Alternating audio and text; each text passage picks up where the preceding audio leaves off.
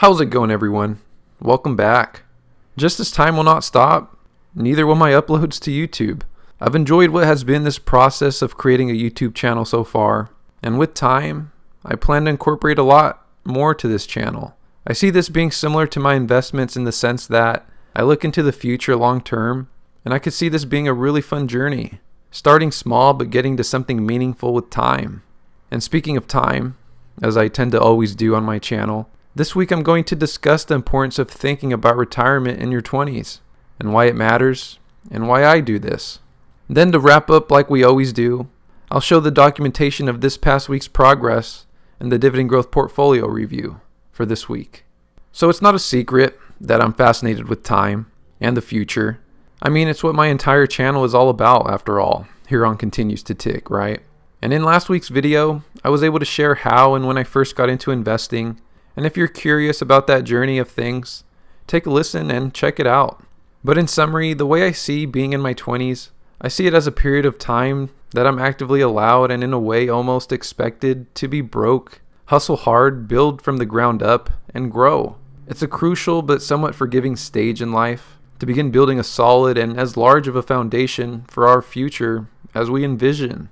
And I also believe the more favors we make to our older selves while in our 20s, the more rewards we will reap from the decisions our younger versions made moving forward, and vice versa. Our 20s is a stage in life where it's important for us to decide what matters most to us, how far and how big we're willing to go in life, and with this, how much sacrifice we're willing to put forth.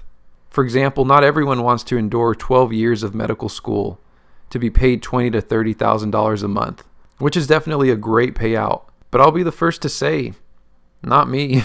But dreams are amazing in this stage, and having them is great to think of, especially for motivation as we plan and build our life.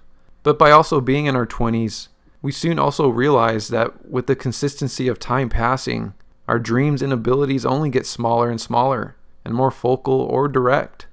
And I'm sure this tends to accelerate with each passing decade of life.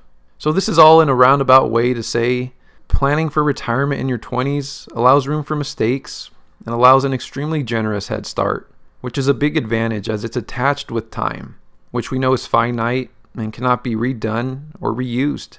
I think about retirement in my 20s as I want to do my future and older self a favor. I want me to have the option to work or not to, first off, but almost more importantly still, I want to be in a better position financially than I am today, where I would need to make less sacrifices, as many of the sacrifices would have been made earlier on in my life. I mean, after working for an extended period of time, for decades, and reaching the age of 50, shouldn't life only get easier for ourselves? In theory, yes. It sounds nice, but unfortunately it's usually not the case, and the opposite tends to happen, especially as our bodies, our vehicles to our minds, begin to fail us. Therefore, as a means to lighten the load, I want to prepare for this slow decline of my older self by being financially prepared, doing myself at least this one favor, and sacrificing another handful of years of not driving my dream car now to rather save for retirement today is a trade-off I'm personally willing to make. But to my advantage, it's also easier to make now, as I am also in my 20s. And once I'm in my 30s, we'll talk about it then. And with this said, let's go ahead and dive into our portfolio review for this week.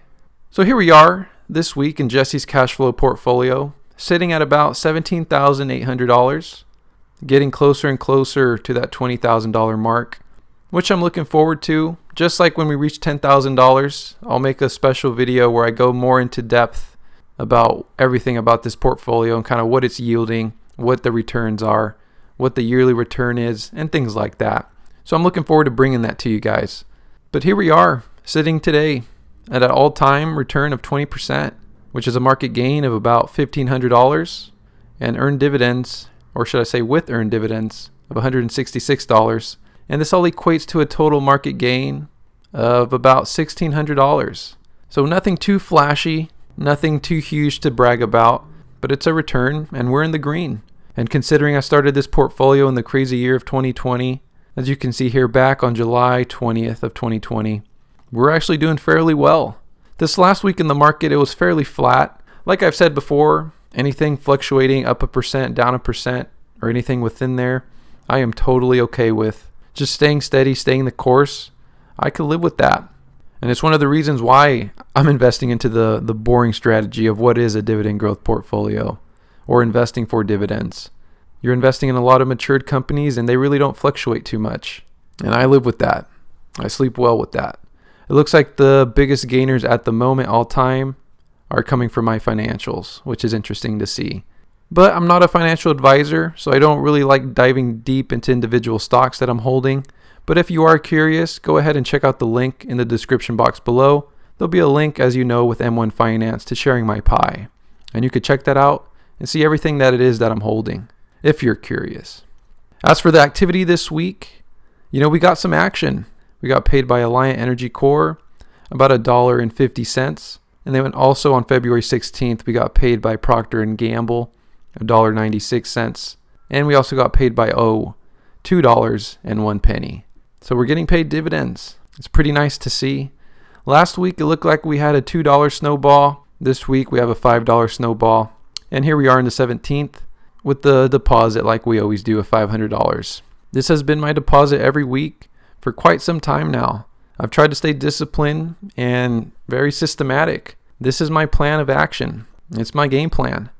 And I haven't faltered so far. And as long as I could keep this up moving forward, maybe even make some adjustments to maybe potentially adding more, I hope to get to the end point of a really nice sized dividend growth portfolio. One that is producing a lot more than $5 of snowball every week. But we've been systematic, we've been disciplined, and with that, I think every single week we've been seeing a snowball action. And like I say, snow is snow. And I can live with that. So that's going to wrap it up for this week's video. Next week, I anticipate crossing the $18,000 mark. And before you know it, we're going to be at the 20K mark. And we're going to be heading up north to the 30K mark. So time is going to continue to pass. There's no way we can hit the pause button and have it stop. So might as well use it to our advantage. And every single week, I'm putting in a deposit into the portfolio. And week after week, it accumulates. And with time passing, it'll increase in size. All I can control is what I can do with my time. And since I'm currently in my 20s, I'm trying to build a solid foundation for my future, especially financially. So we'll hope that it all pays off. If it does or it doesn't, it'll be documented here on this YouTube channel. And I'm excited about it. If you like this video, go ahead and give it a thumbs up. It does help. And if you're excited to see or just wanting to stick around to see what happens with this YouTube channel and any future uploads, I'm here every single week with this series. Do hit the subscribe button. Join the journey, as I am excited for it. And with that being said, guys, stay safe. And I will see you guys on the next week's video. Peace.